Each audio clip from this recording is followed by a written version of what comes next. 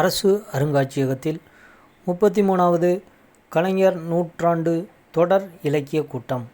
முன்னாள் முதல்வர் கலைஞர் நூற்றாண்டு விழாவை முன்னிட்டு அரசு அருங்காட்சியகத்தின் சார்பில் நடைபெற்று வரும் தொடர் இலக்கிய கூட்டத்தின் 33வது கூட்டத்தினை அருங்காட்சியகத்தின் காப்பாளர் சிவசத்தியவள்ளி தலைமையேற்று தொடங்கி வைத்தார்.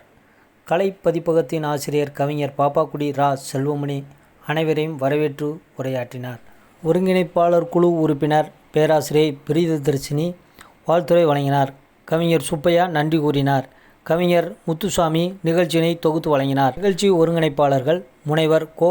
கணபதி சுப்பிரமணியன், மீனாட்சிபுரம் கிளை நூலகர் அகிலன் முத்துக்குமார், திருநெல்வேலி திருவள்ளுவர் பேரவை கவிஞர் ஜெயபாலன், நிகழ் இலக்கிய தளம் கவிஞர் பிரபு, தமிழ் வளர்ச்சி பண்பாட்டு மையக்குழு உறுப்பினர் புன்னைச்செழியன், முன்னாள் உதவி ஆட்சியர் தியாகராஜன், ஆசிரியர் சிவசெல்வ மாரிமுத்து, ரம்யா மற்றும் காவல்துறை மாடசாமி, மேகலிங்கம், ஜவஹர் துரை, கணித ஆசிரியர் மைதீன் உள்ளிட்டோர் பலர் கலந்து கொண்டனர். நிகழ்வில் கலைஞர் உருவம் வரைதல் போட்டியில் கலந்து கொண்ட மாணவர்களுக்கு சான்றிதழ் வழங்கப்பட்டது. வாய்ப்பு கொடுத்த அனைவருக்கும் நன்றியை சொல்லி, சிறப்பான ஒரு ஆளுமையை குறித்து நான் பேச வந்திருக்கிறேன். 1976 4வது வகுப்பு படித்துக் கொண்டிருக்கிறேன். என்னுடைய தந்தை என்னுடைய கரங்களை பிடித்து ஒரு சிறப்பு பொதுக்கூட்டத்திற்கு அழைத்து சென்றிருக்கிறார்கள். நான் சிறுவனாக வேடிக்கை பார்த்துக் கொண்டிருக்கிறேன். மேடையிலே பல பேர் பேசிக் கொண்டிருக்கிறார்கள். எல்லோரும் பேசி முடித்த பின்னர் இப்பொழுது ஒருவர் பேசுவார் என்று சொல்லுகிறார்கள். அப்படி சொன்ன மாத்திரத்திலேயே அந்த கூட்டம் எழுந்து நின்று கரங்களை தட்டுகிறது. எனக்கு ஆச்சரியமாக இருக்கிறது. அவ்வளவு பெரிய மனிதராய்வர் என்கின்ற ஆச்சரியத்தோடையே நான் பார்த்து கொண்டிருக்கிறேன். ஒரு சிறிய உருவம், சற்று குளமான உருவம், தலையை திருப்பும் பொழுது அரை நிலா ஒன்று அங்கே தெரிகிறது தலையிலே. பேச ஆரம்பித்து சற்று நேரத்திலே ஒரு வார்த்தையை உச்சரிக்கிறார். என் உயிரினும் மேலான அன்பு உடன்பிறப்புகளே. சொன்ன மாத்திரத்திலே ஏதோ ஒரு மந்திர சொல்லை கேட்டது போல மொத்த கூட்டமும் ஆர்ப்பரிக்கிறது. அசந்து போனேன், வியந்து போனேன். தொடர்ச்சியாக என்னுடைய வீட்டிலே அப்பொழுது 2 செய்தித்தாள்கள் வாங்குவார்கள். ஒன்று தினத்தந்தி, மற்றொன்று முரசு. அதற்கு பின்னர் தான் அந்த பத்திரிகையை வாசிக்க ஆரம்பித்தேன். ஒவ்வொரு நாளும் வருகின்ற அந்த கலைஞர் கடிதம், அதை வாசிக்கும் பொழுதெல்லாம் அவர் மீது எனக்கு காதல் வந்ததோ இல்லையோ, தமிழ் மீது காதல் வந்தது. தமிழை அதிகமாக நேசிக்க ஆரம்பித்தேன். அதன் காரணமாக என்னதான் பொருளாதாரம் படித்தாலும், ஆங்கிலத்திலே புலமையாக பேச வாய்ப்பு இருந்தாலும், தமிழில் பேசுவது ஒரு தமிழனுக்கு அழகு என்பது என்னுடைய நிலை என்ற அடிப்படையில் தான் இந்த நாளிலே பேசுவதற்கு, அதுவும் மிகச்சிறந்த ஒரு ஆளுமையை குறித்து பேசுவதற்கு நான் ஒப்புக்கொண்டேன்.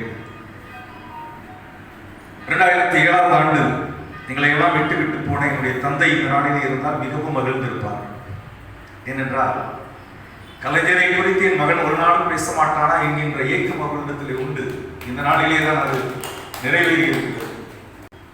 கலைஞரும் பெண் முன்னேற்றமும் என்ற தலைப்பை நான் கொடுத்தேன்.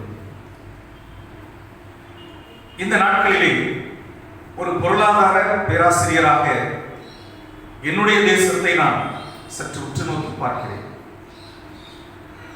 என்னுடைய தேசத்தினுடைய தலைமை அமைச்சர் 2019ஆம் ஆண்டிலே செங்கோட்டையிலே கொடியேற்றி ஒரு சூளுரையை எடுக்கிறார். என்ன சூளுரை என்றால், இன்னும் 5 ஆண்டுகளிலே இந்த தேசம் $5 டிரில்லியன் பொருளாதாரமாக வர வேண்டும் என்கின்ற ஒரு சூளுரை எடுக்கிறார். இந்த ஆகஸ்ட் 15ஆம் தேதி வரும் பொழுது அந்த காலகட்டம் முடிந்து விடுகிறது.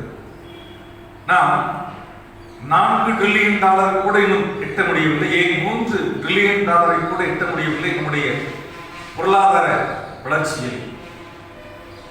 இதற்கு காரணம் பல காரணங்களை சொன்னாலும் ஒரே ஒரு காரணம், மிகச்சிறந்த ஒரு காரணம் என்ன என்று சொன்னால், இந்த நாட்டினுடைய மக்கள் தொகையிலே கிட்டத்தட்ட பாதி மக்கள் கல்வி அறிவு சரியாக கொடுக்கப்படாமல், வேலை வாய்ப்புகள் சரியான முறையிலே கொடுக்கப்படாமல், இன்னும் சொல்ல வேண்டுமானால் அடுப்பு ஊதும் பெண்களுக்கு படிப்பு எதற்கு என்கின்ற ஒரு மகா பழமையான ஒரு வாதத்தை முன்னிறுத்தி இந்த தேசத்திலே ஒரு பகுதியினரை படிப்பதற்கோ பணி செய்வதற்கோ இன்னமும் இந்த தேசத்தினுடைய கட்டுமானத்திலே அவர்களுக்குரிய பங்கை கொடுப்பதற்கும் யாரும் தயாராக இருக்கவில்லை என்கின்ற சூழ்நிலையிலே இந்த தமிழ்நாட்டினுடைய வளர்ச்சியை சரியானபடி பெற்றுக்கொள்ள வேண்டுமானால் சமூக நீதி என்று சொல்லுவார்கள், உள்ளடக்கிய வளர்ச்சி என்று சொல்லுவார்கள், எல்லோருக்கும் எல்லாம் என்கின்ற பல வார்த்தை பிரயோகங்களை சொன்னாலும் நம்முடைய தமிழ்நாட்டிலே வாழுகின்ற பெண்களும் இந்த நாட்டினுடைய வளர்ச்சிக்கு தங்களுடைய பங்களிப்பை கொடுக்க வேண்டும் என்பதற்காக பல திட்டங்களை தீட்டி செயல்படுத்தி அதை நடத்தி காண்பித்தவர் கலைஞர் அவர்கள். ஏன் இதை நான் சொல்லுகிறேன் என்று சொன்னால், இன்றைக்கு தமிழ்நாடு இந்தியாவிலேயே வளர்ச்சியடைந்த மாநிலங்களிலே இரண்டாவது. ஆனால் பெண் முன்னேற்றம் என்று வருகின்ற பொழுது புள்ளி விவரங்கள் சொல்லுகிறது, இந்தியாவிலேயே பெண் முன்னேற்றத்திலே முதல் மாநிலம் எது என்று சொன்னால் தமிழ்நாடு.